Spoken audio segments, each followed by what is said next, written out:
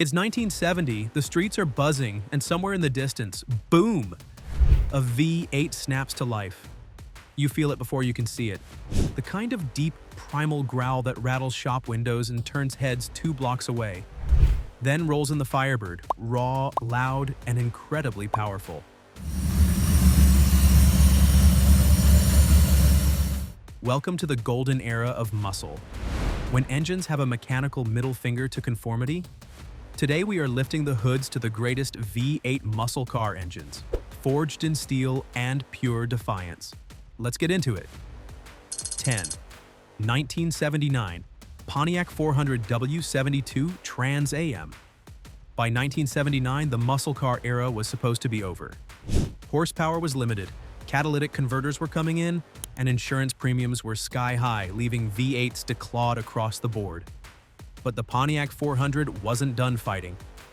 In '79 came the W72 Trans Am, which we could call the last performance engine of the decade. It is the 6.6-liter Pontiac 400 V8, not to be confused with the Oldsmobile 403 used in lesser trims. Sure, it was rated at just 220 horsepower, but in reality it could do way better. This V8 had guts. With over 320 pound-feet of torque, a performance camshaft, and specially calibrated heads that let it breathe like a champ. With a 3.23 rear axle and the WS6 handling package, the 1979 Trans Am wasn't just fast, it offered excellent handling too. Burt Reynolds made it a pop culture icon when it was featured in Smokey and the Bandit, and by 1979 the Trans Am was outselling the Corvette, Mustang, and Camaro combined. The 1979 Pontiac earns its place on the list as the final flicker of the golden era fire. Next up is an underdog that showed up with 400 cubic inches and no mercy. 9. AMC 401 V8. American Motors Corporation, the brand that nobody saw coming, stepped into the game with a monster that gave Hemi owners cold sweats. The engine was the AMC 401, built from the same rugged block as the 360 and 390. This 6.6-liter V8 was AMC's biggest, baddest factory engine. In its best form, it could produce 330 horsepower and 430 pound-feet of torque.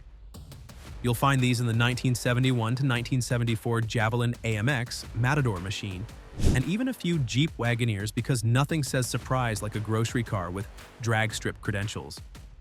AMC tuned this V8 with a high lift cam, big ports, and forged internals, nothing exotic, just pure American engineering done right. While the Detroit 3 were dealing with boardrooms and bureaucracy, AMC had freedom. They didn't have a legacy to answer to, and they didn't have to play nice either. And even in the twilight years, the 401 was still a big deal. In 1974, when most rivals had been limited to double-digit horsepower, this thing was still going past 13-second quarter miles with the right gearing. Next up is an engine that was introduced when the muscle car era was gasping for air. 8. Ford 351 Cobra Jet. By 1973, the glory days were fading fast. Compression ratios were dropping, fuel economy was a thing now, and horsepower ratings had been neutered across the board. But Ford was not quite ready to leave the stage, and so came in the 351 Cobra Jet, known by its Q-code designation. It was an evolution of the revving Boss 351 from 1971. The 351 Cobra Jet was a 5.8-liter Cleveland small block, re-engineered for the emissions era but still able to deliver. On paper, it made 266 net horsepower and 325 pound-feet of torque. But in real-world settings, this engine could outrun bigger, older rivals. The Cobra Jet came with large port 4 V-heads, a mild performance cam, dual exhaust, and a 4-barrel carb. You can find this beast in the performance trims of the Mustang Mach-1, Torino, and Ranchero GT. Next up is a low-compression engine, but is still swung like a heavyweight. 7. Oldsmobile 455 W30. This was the final version of Old's legendary performance engine. On paper, it was rated 300 horsepower and 410 pound-feet of torque. But in truth, the W30 was a street monster, capable of blistering a quarter mile in the low 14s. What made this engine special was the details. High-flow heads, performance camshaft, aluminum intake manifold, and a functional forced air W machine hood scoop that shoved cold air directly into the carburetor when the revs went up. And the W30 had class. You could find it in the 442 wrapped in leather and luxury. It was a gentleman's brawler, refined, reliable, and still more than capable of embarrassing the guy in the next lane. Coming up, the V8 that didn't flinch when the rules changed, engineered with detail, tuned for fury, and built to remind Detroit who still ran the streets. 6. 1971 Pontiac 455 HO. The 455 HO was Pontiac's way of saying, you can't kill muscle. Not when we are watching. The year was 1971, and Pontiac wasn't giving up even when muscle cars started to die. Their answer? The 455 HO. It wasn't big, and sure could deliver. With round port Ram Air Fee-style heads, an aluminum intake, and a performance cam, it made 335 net horsepower and 480 pound-feet of torque, enough to bury rivals even as the government tightened the noose. It powered GTOs, Firebirds, and Formulas, and thanks to Pontiac's tuning magic, it stayed civil around town. But if you stomped the throttle, then you got pure muscle mayhem. Up next is the torque king of the 70s, an engine that was so brutal that it set records that stood for decades. 5. 1971 Buick 455 Stage 1. If the muscle car era had a sleeper giant, it was Buick. Buick was known for luxury, that is, until 1971 when they unleashed the 455 Stage 1, an engine that just didn't move cars, it did so with muscle. This wasn't just a big block, it was the big block. Buick rated it at 345 horsepower, but dyno testing has shown it can deliver a jaw-dropping 510 pound-feet of torque. This is arguably the highest torquey figure of any production muscle V8 of the decade. Under the hood of the GSX, the Stage 1 looked mild, but it packed some serious muscle. We're talking about big calves, performance cam, and a specially tuned Cobra Jet carb. Speed? 0 to 60 in under 6 seconds and quarter miles, dipped into the low 13s with air conditioning. It wasn't flashy, but it didn't need to be. Because when the light turned green, it didn't just go, it disappeared. Next up, the street brawler with 3 carbs, 6 barrels, and 0 patience, built to bury the competition in a cloud of tire smoke. 4. 1970 Dodge 446 pack. In 1970, Dodge gave the world the 446 pack, a 7.2-liter beast armed with 3 Holley 2-barrel carburetors, a wild cam, and enough torque to grab your attention. 490 pound-feet of torque to be exact. But it was officially rated at 390 horsepower.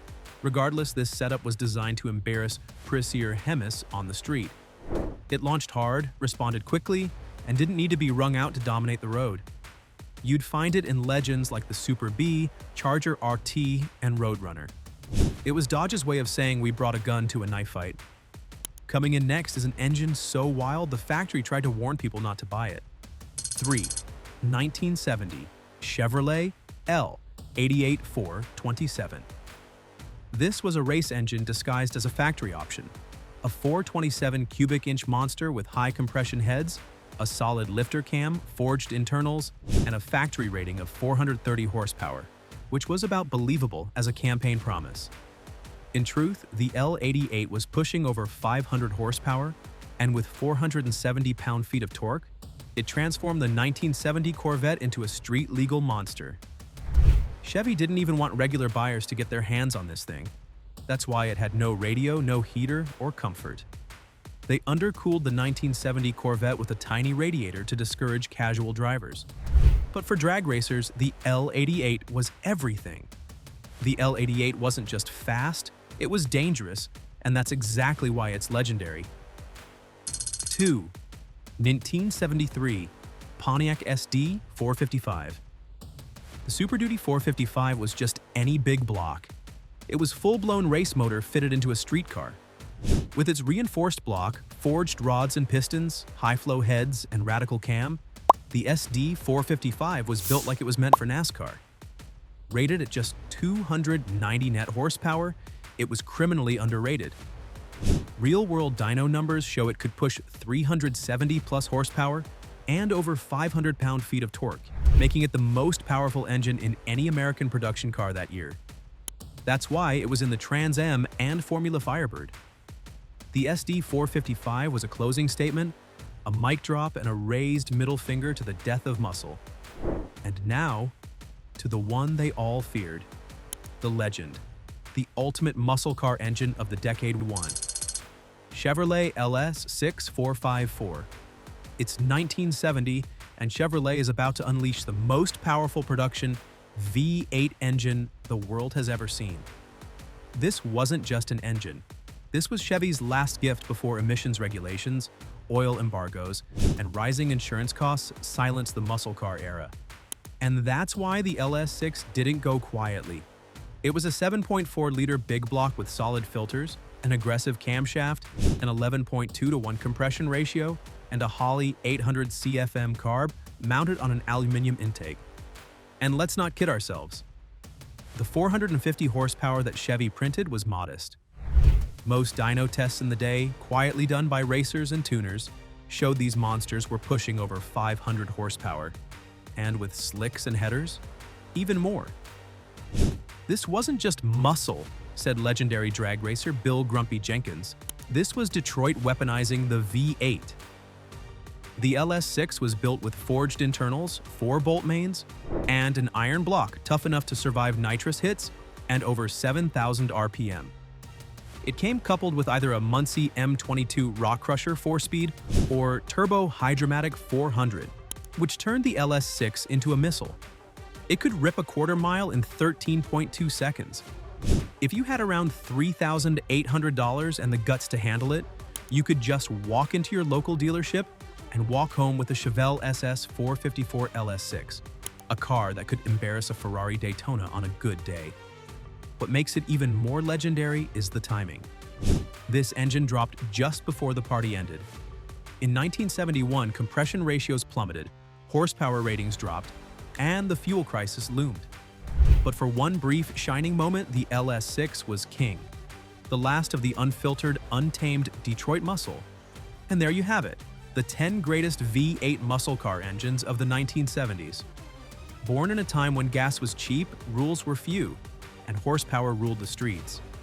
These weren't just engines, they were raw engineering might. So which one would you fire up today if you could? Drop your favorite in the comments and don't forget to hit that subscribe button.